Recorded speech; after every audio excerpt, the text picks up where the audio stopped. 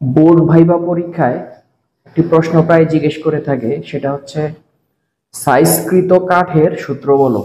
সাইজকৃত কাঠ মানে একটা কাঠ সাইজ করে কাটা, সেটাকে বলা হয় সাইজকৃত কাঠ। এখন আমি যদি একটু চিত্রে আপনাদেরকে শেখাই তাহলে আরেকটু ক্লিয়ার হবেন আসলে সেটা কি। আসলে আমরা দেখাই, একটা কাঠ, আপনার এই কাঠটা দেখতে পাচ্ছেন, এটা কিন্তু সাইজ করা। এই যে আমার যে বোর্ডে যে স্ট্যান্ড আছে, এটা একটা সাইজ করা কাঠ।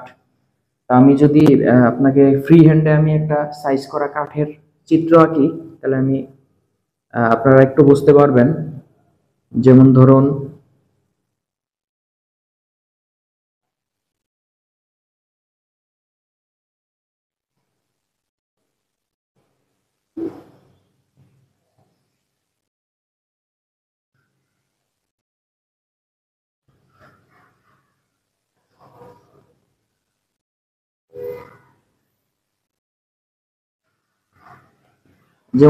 এটা একটা কাঠ, আমি ফ্রি হ্যান্ডে আঁকলাম বলে হয়তো অঙ্কনটা তেমন ভালো হয়নি, কিন্তু আপনারা কিন্তু এখানে তিনটা ডাইমেনশন দেখতে পাচ্ছেন।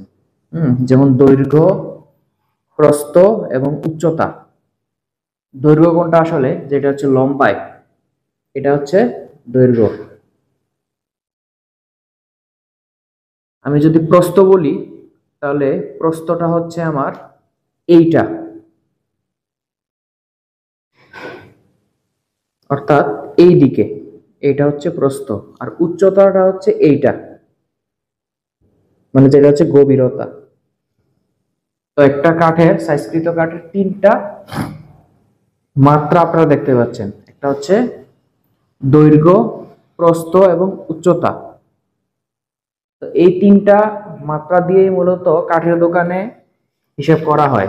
সিএফটি তে কাঠ নরমালি হিসাব করা হয় সিএফটি তে। যেমন কাঠের সাইজ, আমি কি সূত্রটা লিখি,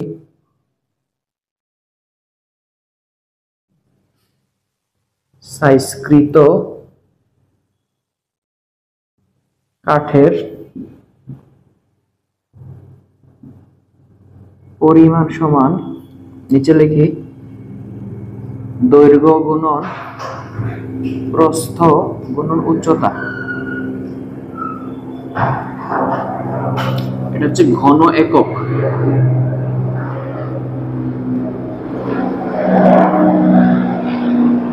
ঘন এককে এটাকে হিসাব করা হয় নরমালি, অথবা সিএফটি বলা হয়, সিএফটি, কিউবিক ফিট।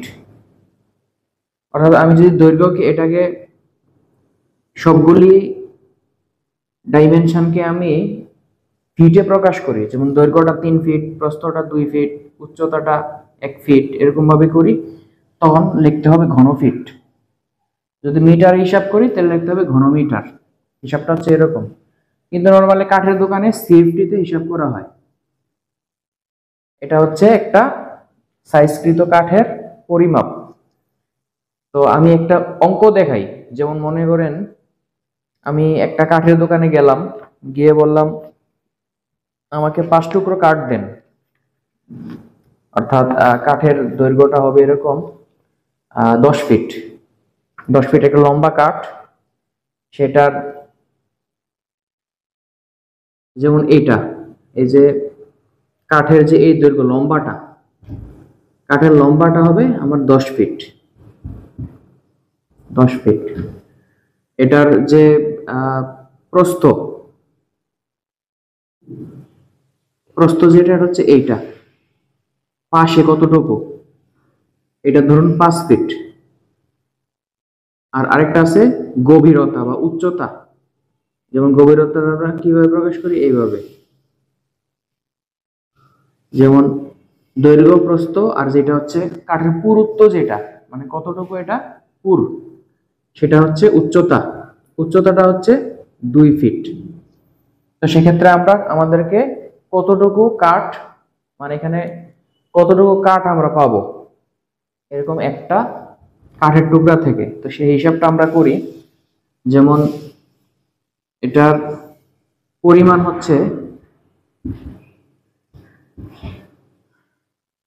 দৈর্ঘ্য 10 ফিট, প্রস্থ 5 ফিট, উচ্চতা 2 ফিট। এটা হচ্ছে সিএফটি বা ঘন ফুট। আমরা যদি গুণ করি 5 × 10 = 50, 50 × 2 = 100, 100 সিএফটি।